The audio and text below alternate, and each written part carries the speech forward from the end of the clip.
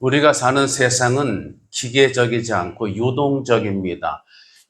현재 월드컵 경기가 열려지고 있는데 어떠한 변수가 발생할지 모르기 때문에 보통 해설가들이 말하기를 공은 둥글다라고 말합니다. 어떻게 승부가 결정날지를 아무도 예측하기 어렵다는 뜻이죠. 그 다음에 또한 우리가 처해 있는 정치, 사회 환경도 정치는 살아있는 생물이다. 여와 야가 있는데 서로 어떻게 뒤바뀔지 모르고 어떤 사람이 어떻게 승리할지는 아무도 장담할 수 없기 때문에 정치도 살아있는 생물이다. 어느 뮤지컬에 보게 되면 이런 대사가 나옵니다. 커다란 뗏목은 강물에 휩쓸려 가지만 살아있는 것은 헤엄을 쳐서 강을 건너지라는 뮤지컬 대목이 있습니다. 이건 무슨 뜻이냐면 이 모든 제 설명한 서론의 초점이 우리 인생이 바로 유동적이다. 여러 상수값 외의 변수값이 항상 존재한다. 기계적이지 않습니다. 그런 면에서 우리가 살아있는 동안에 이러저러한 우리가 예상치 못하고 원치 않았던 여러 가지 곤경이나 문제나 삶에 갑작스럽게 져야지만 되는 짐들을 떠안게 되는 경우도 발생을 합니다. 어떤 사람은 물질로 고통을 하고 어떤 사람은 자녀로 인해서 마음 상해하고 고통을 당하고 어떤 사람은 육신의 질병과 건강으로 어떤 사람은 내가 잘못 운영했던 일 때문에 굉장한 삶의 고통을 당하기도 합니다. 어떤 경우는 나면서부터 기구한 사람도 있습니다. 나면서부터 아무도 보호해주질 않아요. 내 스스로 내 삶을 책임져야 됩니다. 그래서 인생의 곤경을 당하는 경우도 있습니다. 저는 동네 산책할 때 그 동네에 검둥오리가 있는데 어느 어미 오리 한 마리가 새끼 8마리에서 10마리 정도 어린 새끼를 데리고 다니는데 해가 어둑해질 무렵에 개천가에서 초라한 개천가에서 잠을 재우게 됩니다. 그 새끼들은 아무것도 모르고 그저 날개에 고기를 파묻고 있지만 어미새는 불안한 눈빛으로 여기저기를 군대용으로 사조 경계하듯이 혹시 고양이나 다른 사람이 짐승이 습격에 올까봐 편한 눈동자가 아니라 여기저기를 살피며 불안해하는 모습입니다. 저는 제 아내와 더불어 산책할 때 간혹 그 어미 오리와 새끼들이 잘 건사되어 있는지 염려되고 궁금해서 쳐다보기도 합니다. 제가 볼 때 10마리에서 8마리로 줄었습니다. 새끼가. 2마리가 사고를 당한 것입니다. 그 어미 오리는 자기 새끼들을 거느리고 적절한 환경을 또 그다음에 생존을 위협하는 무리로부터 지켜야 되는데 누구도 가르쳐주지 않은 그런 길을 제가 살고 있는 집 근처 개천 하천에서 그렇게 살아가고 있는데 저는 그것을 보면서 어쩌면 이 땅에 저 고립되어 있는 8마리 새끼를 책임져야 되는 어미 오리와 같이 아무도 가르쳐 주지 않고 아무도 보호해주지 않는 이 험한 세상을 내 혼자 힘으로 불안과 염려와 싸우면서 살지 않으면 안 되는 그런 인생도 얼마나 많을까 생각을 해보게 됐습니다. 우리 신앙도 마찬가지. 예수를 믿는 우리들도 일반 법칙에서 주어지는 삶의 여러 가지 고통의 변수들, 내가 예상치 못했던 문제거리들, 염려 덩어리들, 이전에는 알지 못했으나 생전 처음 가보게 되는 낯선 고되고 힘들고 슬프고 불안하고 염려스러운 그런 길, 이런 길을 가는 경우가 얼마나 많이 있습니까? 이럴 때 대부분 믿음을 사용해야 되는데 잘 믿다가도 이런 공경에 처하게 됩니다. 믿음이 식어버리고 기도가 멈춰져 버리고 찬송이 메말라 버리고 주를 찾아야 되는 사람이 오히려 주를 향해서 등을 지는 일이 발생하기도 합니다. 우리가 금요 기도회 때도 말씀을 나눴지만 이스라엘 백성이 그러했습니다. 홍해에서 홍해라는 고난, 정말 경험해 보지 못한 그런 진퇴양난의 문제 위기, 뒤에서는 애굽의 군사가 쫓아오고 앞에서는 홍해바다, 그런 지경에서 주를 의지해야 되고 주의 이름을 불러야 되는데 그들이 어떻게 했다고요? 홍해에서 저들이 거역했다고 성경은 기록하고 있습니다. 오늘 본문의 상황이 그렇습니다. 예레미야가 처한, 예레미야가 보고 있는, 예레미야가 직면한 그의 인생의 지경은 그 나라와 민족과 맞물려서 매우 고통스러운 때입니다. 오늘 권사님 기도하실 때 호국의 달, 나라와 민족을 의미 있게 기도했습니다.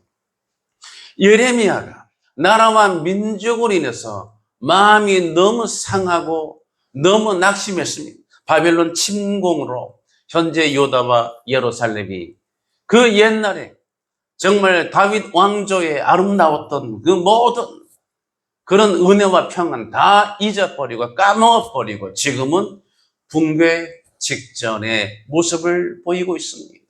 기가 막힙니다. 그래서 이를 볼 때에 낙담이 되고 낙심이 되고 절망이 되는데 놀랍게도 예레미야 애가를 읽다 보면은 이러한 공경으로 인한 낙담, 낙심, 절망의 한 신앙인의 관점이 180도로 바뀌어지는 것을 볼 수가 있습니다.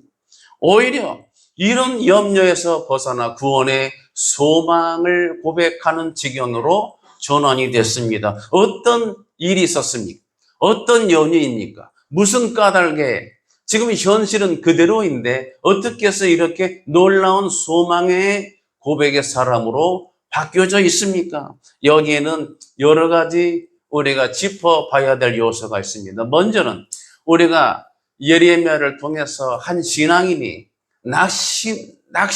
낙담하게 된 그 지점을 먼저 살펴보고자 합니다. 첫 번째는 백성들이 자신을 향한 배척과 조롱입니다.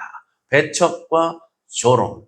사람이요, 우리가 사는 동안에 여러 단체, 여러 모임, 여러 우리가 만남을 가지게 되는데 거기에서 기술적으로 이 만남, 이 모임에서 나를 환영하는 그런 기류를 받을 때는 내가 오늘 만나고 모이고 온 것에 대해서 뿌듯한 그런 안도감을 갖겠지만은 기술적으로 나를 배척해내고 소위 말하는 사회에서 따라고 하는 따돌림을 당하고 나를 무시하는 것이 내가 깨달아지게 되면 얼마나 비참한 생각이 들겠습니까?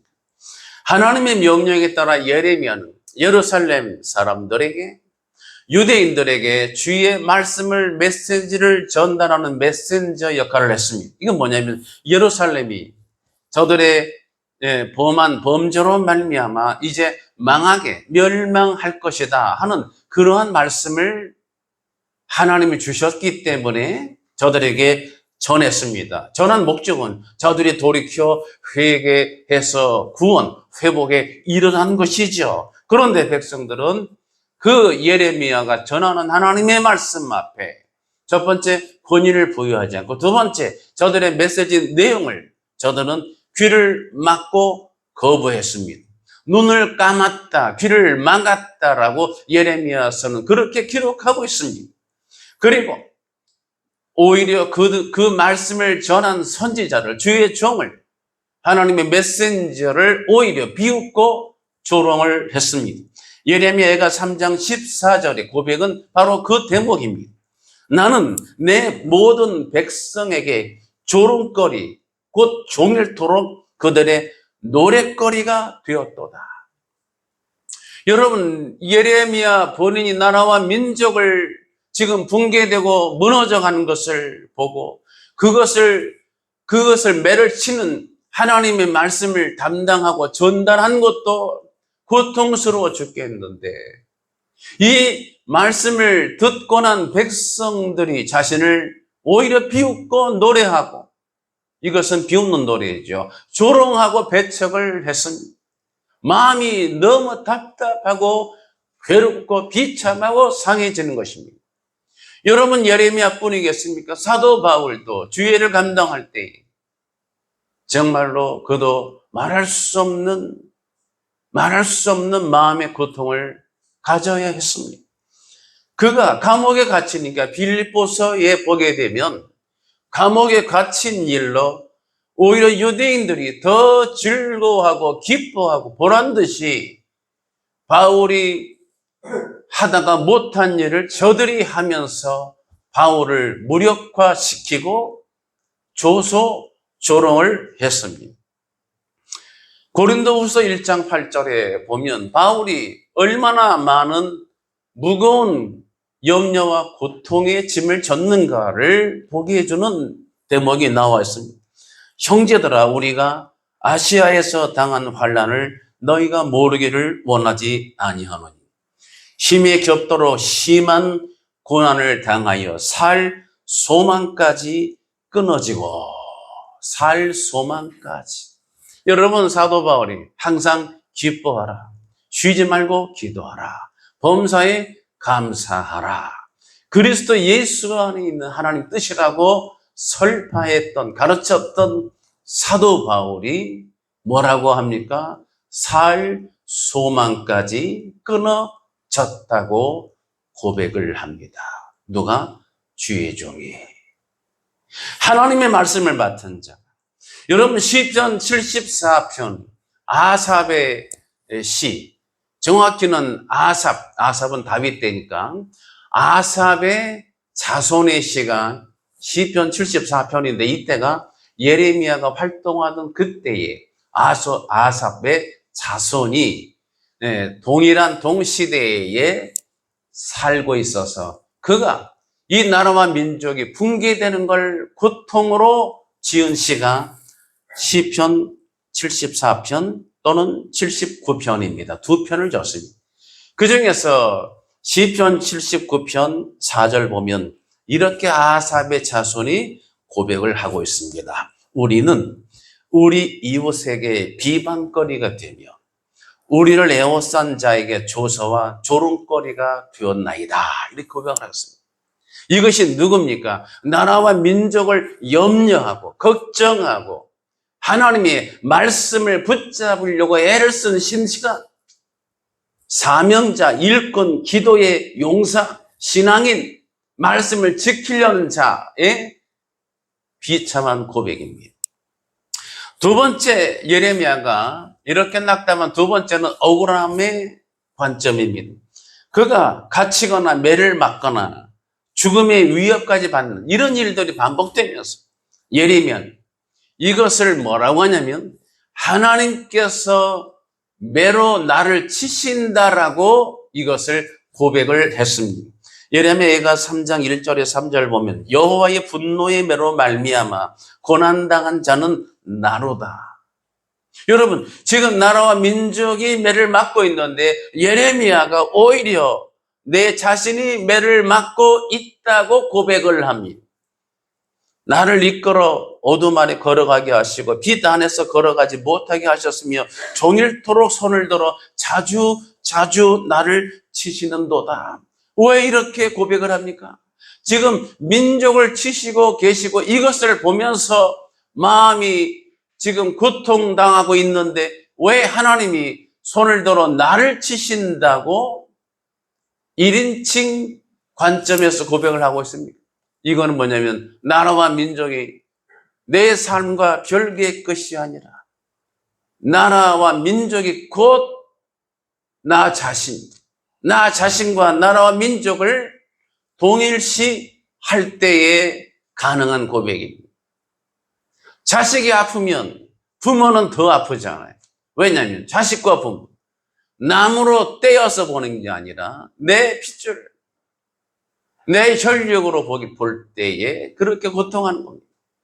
어떤 사람은 자동차를 너무 아끼니까 자동차에 조그만 흠집이 생기면 너무 속이 상하고 이렇게 열을 내고, 왜냐하면 자동차를 내 몸과 같이 사랑하라 주의 말씀을 자동차에다가 적용을 하지 않았을까 싶습니다. 이렇게 나 자신과 대상을 동일시하는 경우에 동일시하는 대상이 무너지거나 상해지거나 파괴될 때 고통을 하는 거예요. 여러분, 길가에 있는 어떤 새나 또는 고양이나 뭐 이런 것들이 다치거나 또는 먹지 못해 빼짝 말라 있거나 불쌍해지게 되면 이것을 부모적인 마음을 가진 사람은 내 자식을 염려하던 관점과 동일시될 때에 그냥 지나가지를 못하게 되는 겁니다. 사랑하는 예배자는 사실 예레미야 사역의 시작은 처음부터가 나라와 민족이 예루살렘과 유다가 망하게 되는 시점에서 하나님의 징계의 말씀을 내가 대언해야 되는 그런 전제로부터 시작을 했습니다. 예레미야 1장입니다. 예레미야서 1장 13절에 내가 무엇을 보느냐 대답하되 끓는 가마를 보나이다. 근데 끓는 가마가 여러분 아시다시피 북방에서부터 기울었다. 북쪽에 있는 바벨론의 침공이 바로 하나님께서 보는 끓는 가마의 환상을 통해 하나님이 예레미야 사역의 시작 시점부터 보여주신 메시지입니다. 그래서 예레미야 1장 16절에 보면 내가 나의 심판을 그들에게 선고하여 그들의 모든 죄악을 징계하리라. 예레미야 사역은 여러분 우리가 알지만 죄송하게도 우리 오늘날 예배자들은 주님 전에 나와서 주일날 예배할 때에 위로가 되고 용기가 되고 담대함을 주고 내 상처가 치유함을 얻고 내가 소망이 되는 말씀을 듣기를 원하실 겁니다. 그렇지 않고 나를 치고 나를 찢고 나를 갈라내는 내 환부 치부를 드러내고 내 심판을 선포하는 메시지를 듣고 싶어하는 현대 교인들이 얼마나 될까요? 근데 하나님의 말씀을 내 입맛에 맞춰서 이것 빼고 저것 빼고 차 띄고 버티고 사탕 발림으로 달짝지근한 것만 전하는 것이 하나님이 기뻐하시는 행위일까요? 하나님이 우리 인류를 향한 관점이 잘하고 있다고 여기실까요? 아니면 갈수록 세상 풍조에 밀려서 하나님 없는 시대에 정말 왕이 없으므로 또는 하나님이 계시지 않고 하나님을 왕으로 모시지 않을 때 사사들이 자기 마음대로 생각대로 자기 방식대로 살았던 것처럼 그렇게 살고 있지 않습니까? 하나님께서 우리 가운데 말씀을 주신다면 그러므로 격려의 말씀을 주시겠습니까? 아니면은 우리가 암송하는 교책바의 교훈과 책망과 바르게 함과 의로 교육하게 유익한 말씀을 주시겠습니까?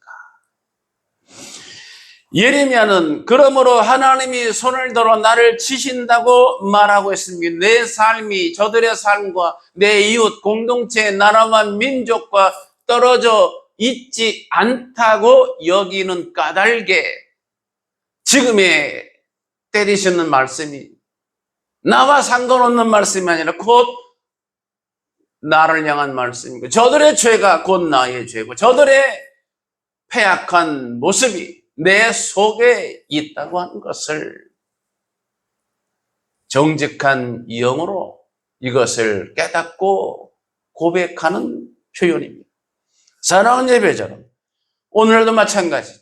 그래서 지금도 예레미야는 지금 우리가 겪는 이 땅에 있는 공동체적인 환란, 때로는 나라와 민족이 또는 이 땅에 사는 사람들이 점점 악을 행해져 갈 때에 하나님은 자연을 통한 심판과 징계도 주시고 일반 법칙에서 겪는 심각한 싸움과 전쟁, 살상, 사고, 충돌, 폭파 뭐 여러 가지.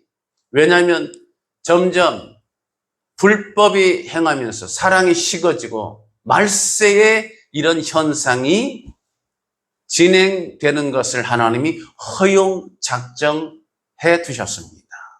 하나님의 말씀을 따라 내가 여호와 하나님의 이름을 존중히 여기고 순종해 살면은 순종의 대가로 아름다운 소산을 내가 받아 먹게 될 것이지만 하나님이 정해놓은 삶의 법칙, 우리에게 주신 것 너무나 많은 걸 주셨는데 이것을 감사하다고 여기지를 못하고 주시지 아니한 것, 허용하시지 않은 것, 우리 가운데 작정하시지 않은 것, 성경 창세기로 가보게 되면 선악을 알게 하는 나무의 실과는 먹지 말라고 한 그 유독 한 가지, 다른 건 다 허용을 해두시고 허용하시지 않은 한 가지를 굳이 집착을 해서 그것을 우리가 알지만 보암직, 먹음직, 탐스럽다고 하는 육신의 소욕대로 선택에 나갔을 때에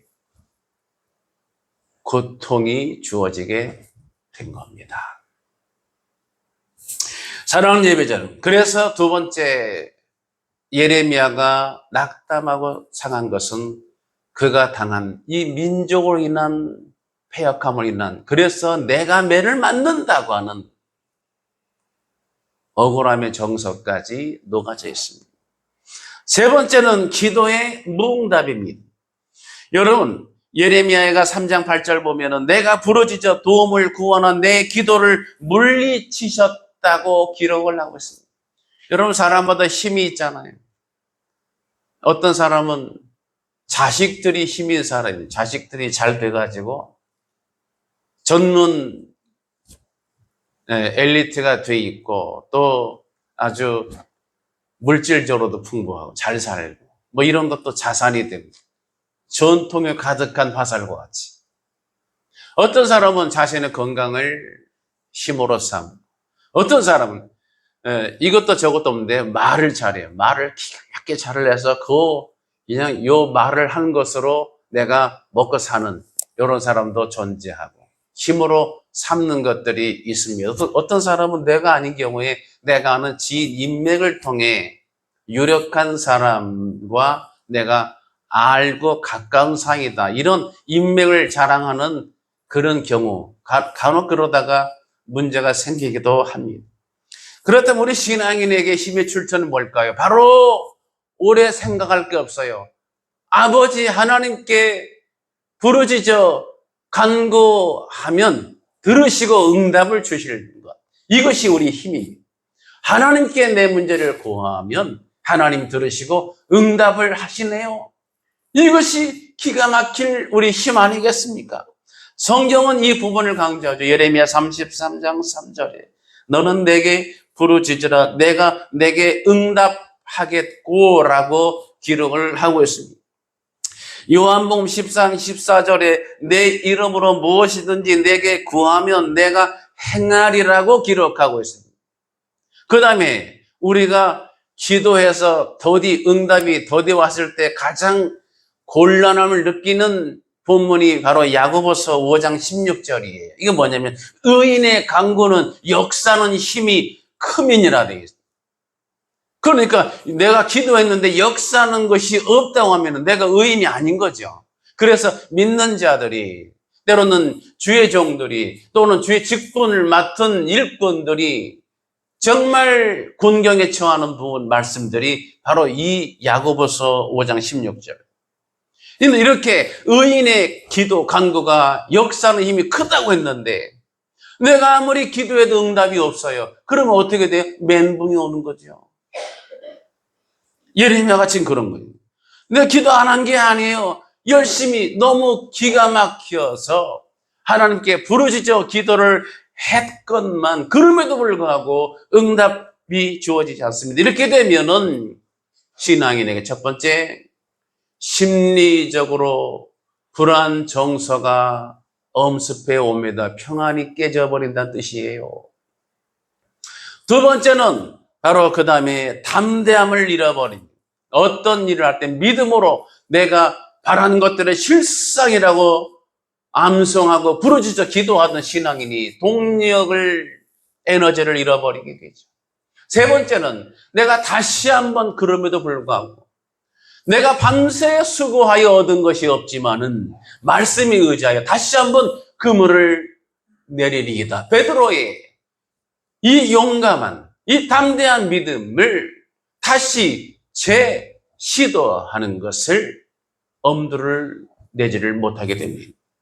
사랑하는 예배자라, 이런 상태에서 예레미야가 갑자기 180도로 전환을 이루네요. 갑자기 달라지네요. 고백의 기류가 달라지네요.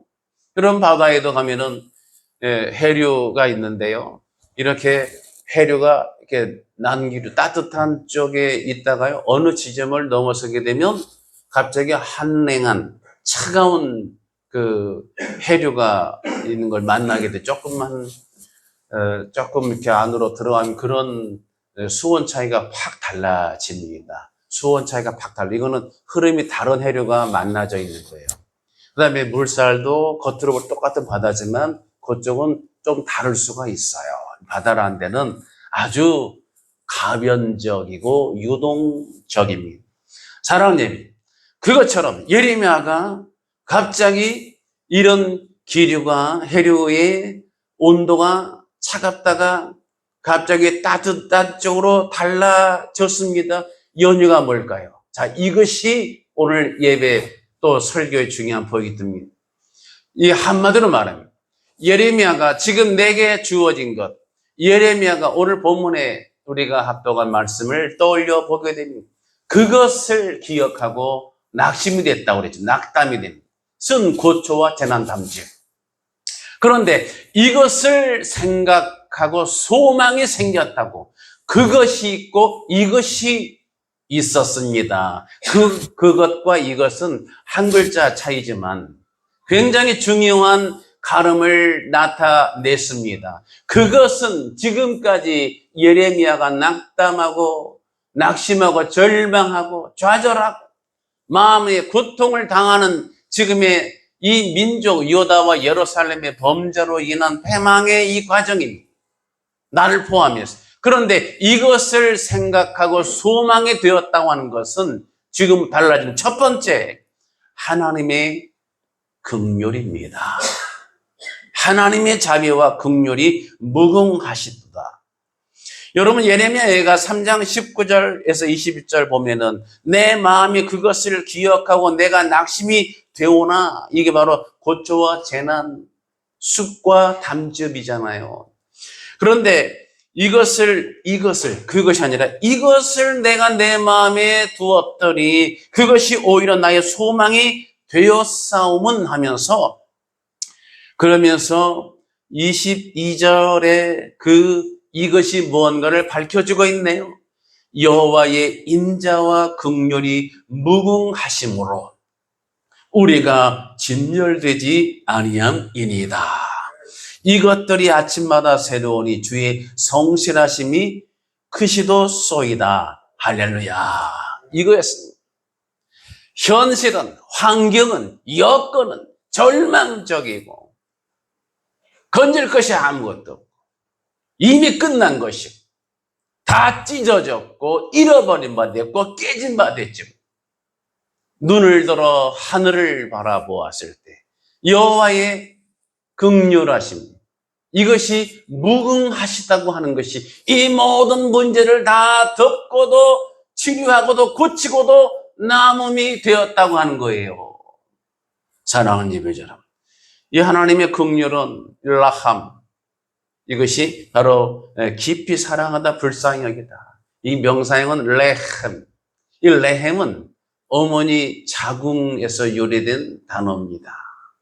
그 어머니가 내 자궁에서 난 내 새끼, 내 혈육을 불쌍히 여기는 마음을 다른 어떠한 이론, 문장으로 설명할 수 있겠습니까? 내 속에서 난 내 새끼, 내 자궁에서 10달 동안 품었다가 난 내 핏줄, 내 새끼. 이사야 49장 15절에 이 레헴이 쓰여진 용례를 어떻게 쓰여졌는지 소개하겠습니다. 이사야 49장 15절. 자기 태에서 난 아들을 긍휼히 여기지 아니하겠느냐. 하나님께서도 우리 인간인 사람을 지으신 여호와 하나님이 바로 이 레헴, 자궁에서 난 자기 자식, 자기 새끼를 불쌍히 긍휼히 여긴다는 것을 하나님은 너무나 잘 아시고 계십니다. 하나님이 저와 여러분을, 자기 백성을 불쌍히 여기시는 이것을 알리실 때에 이 단어를, 이 개념을 썼습니다. 내가 이와 같이 이렇게까지 너희를 돌보시겠다, 불쌍히 여기시겠다. 그러므로 잊은 바 될 수가 있겠어요? 없겠어요? 잊을 수가 없다고 하는 것이죠. 이것이 예레미야가 다시 소생케 된 첫 번째 스텝이었습니다. 두 번째는 여호와 하나님이 나의 기업이 되시다는 사실입니다. 예레미야가 3장 24절에 내 심령에 이르기를 여호와는 나의 기업이시니 그러므로 내가 그를 바라리라 하는도다. 여러분, 내 심령에 이르기를, 사람들에게 인간적으로 떠드는 얘기가 아니라 내가 내 속에 정말 중심으로 영으로 고백하기를 여호와는 나의 기업이 되신다. 여러분, 기업이 되신다는 개념이 얼마나 중요하냐면 이거 히브리어로 나할라는 이것을 정상적으로 내가 내 혈육, 내 태에서 난 내 자식, 내 새끼, 내 혈육에게 내가 물려준다. 그 다음에 또는 나누어 준다. 또는 이것을 차지하게 한다. 이런 뜻이에요. 그러니까 이 하나님이 나의 기업 되신다. 하나님께서 우리를 자녀로 삼아 주시기 때문에 이것을 정상적으로 법적으로 물려주시고 또 우리에게 없는 자에게 풍족해 하시는 하나님이 이것을 나누어서 갖게 하시고 그 다음에 결국은 우리가 이것을 가나안 땅 정복과 같이 차지하게 하시는 여호와신 줄 믿으시기 바랍니다. 이 하나님이 나의 기업이 되신다. 특별히 이스라엘 백성들에게 여러분 구약 성경 안에서의 기업이라는 개념은 굉장히 중요한 단어예요. 여러분 룻기에서 기업을 물을 자 고엘제도 나오잖아요. 보아스가 기업 물을 자인데 여러분 하나님께서 이스라엘 사람들에게 지파별로 땅을 분배해 주셨잖아요. 주셨는데 이 땅은 첫 번째 하나님이 지으신 겁니다. 그 다음에 분배도 여호와의 명에 따라 나눠주게 된 거예요. 나눠주다. 기업이 나할라가 나눠준다는 뜻이 있다고 그랬죠. 하나님이 기업으로 주신 것은 사람이 강제로 뺏을 수가 없는 거예요. 사고 팔 수도 없는 겁니다. 그래서 이렇게 하나님이 기업으로 주신 것이 그 집안이 어려워서 정말 땅을 잃을 지경이 되면은 그 친족 중에 유력한 자가 땅을 사서 기업을 지켜 보존해 주는 이것이 기업을 모를 자라고 말하는 겁니다. 그러므로 이 기업은 뭐예요? 하나님이 각 지파에 제비 뽑아서 주신 땅, 영구적으로 주신 것입니다. 법적으로 그래서 보호를 받는다는 특징이 있습니다. 두 번째는 개인적 차원이 아니다. 이건 개인 재산. 그러니까 내가 마음대로 여차하면 내가 땅을 팔고 이사 가고 뭐 또 땅값 오르면 팔아주고 이웃 남기고 그런 성질의 것이 아니라는 거예요. 개인 재산에 넘어선 것들이 하나님이 정말 뜻하신 섭리 가운데 영원히 소유할 분깃으로 지정해 주신 거예요. 그래서 줄로 재어준 구역이 아름다운 곳에 있다라고 고백을 하게끔 되는 겁니다. 이렇게 하는 이유는 그 땅의 진정한 주인은 누구예요? 창조주 여호와 하나님이시라고 하는 거죠. 사랑하는 예배자. 바로 여호와 하나님이 나의 기업 되시다고 모든 문제 해결이 되는 줄 믿으시기 바랍니다. 하나님 여호와 기업 되심으로 하나님이 정하신, 하나님이 창조하신, 하나님이 지파에게 또는 집안에게, 나의 가정에게, 내 삶의 지경에 분기서로 주신 것들은 영원하다고 하는 겁니다. 하나님 여호와가 저와 여러분에게, 예배자에게 기업 되심을 주님의 이름으로 선포합니다. 마지막 세 번째로 고난이 유익되기 때문입니다. 예레미야는 깊은 절망과 이러한 탄식 속에서 고난을 주신 것을 재해석하는 과정에서 고난의 의미를 다시 깨달을 수가 있었습니다. 그래서 예레미야 예가 3장 27절에 사람은 젊었을 때에 멍에를 매는 것이 좋다라고 이렇게 고백까지 하네요. 혼자 앉아서 잠잠할 것은 주께서 그것을 그에게 메우셨습니다. 고난을 주께서 그에게 의미 있게 뜻이 계셔서 지게 하셨다, 이런 뜻이죠. 이것을 깨달은 다윗의 고백이 시편 119편 71절이죠. 고난 당한 것이 내게 유익이라. 이로 말미암아 내가 주의 율례들을 배우게 되었나이다라고 고백을 하고 있습니다. 사랑하는 예배자, 우리 하나님이 때로는 의미 있게 고난을 주십니다. 힘든 삶을 주십니다. 정말 고된 시간들을 주십니다. 그런데 하나님이 주셨기 때문에 이것을 잠잠히 혼자 져라, 이제 예레미야가 고백한 거죠. 왜? 고난당한 것이 내게 유익이고, 때로는 내가 알지 못하는 고난 있죠. 베드로전서 2장 19절에 애매히 고난을 받아도 하나님을 생각함으로 슬픔을 참으면 이런 아름다우니, 이렇게 기록을 하고 있습니다. 사랑하는 예배자, 이제 말씀을 정리해 볼까요? 예레미야가 먼저 생각한 그것은 고초와 담즙, 쑥과 재난, 이런 것들, 이 눈에 보여지는 것들, 내가 겪는 것들을 바라볼 때에 낙심낙담이 됐지만, 그러나 반대로 이것을 마음에 두었을 때 소망이 생겼습니다. 이것은 바로 하나님 여호와의 긍휼히 여기심이, 여호와 하나님이 나의 기업 되심이, 하나님이 지어주신 고난은 반드시 유익이 될 것이기 때문인 것입니다. 예레미야의 이 재에서 마음에 간직하시기 바랍니다.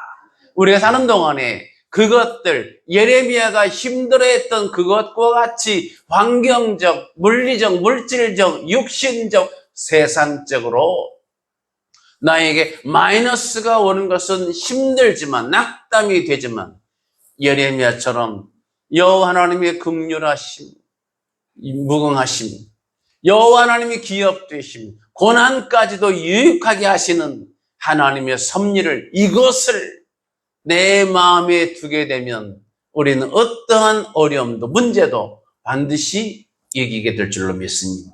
이 믿음으로 날마다 승리하시고 하나님께 영광 돌리는 귀하고 복된 예배자 되시기를 예수님의 이름으로 축복합니다.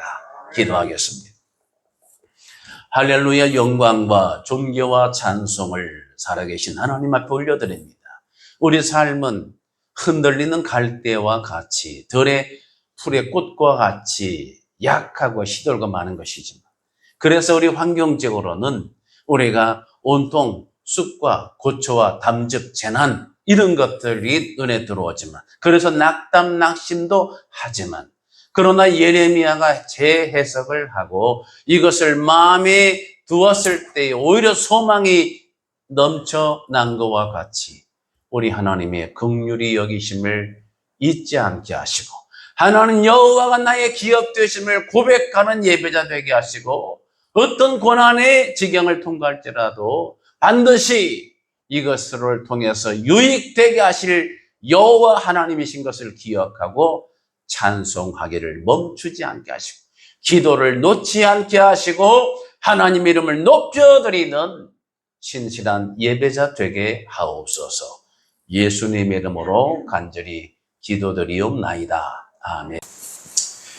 우리를 죄에서 구원하신 우리 구주 예수 그리스도의 귀하신 은혜와 하나님 아버지의 극진하신 사랑하심과 성령님의 감동, 감화, 인도, 교제하심이 주를 변함없이 사랑하며 오늘 이 시간 함께 예배하며 주를 바라보며 소망 가운데 살아가기로 결심하여 사는 모든 예배자들 머리 위에와 저들의 가정 위에 관계된 모든 일과 일터, 직장 위에, 기도 제목 위에, 자녀들의 진로와 비전 위에, 그리고 나라와 민족 위에 함께 있을지어다. 아멘.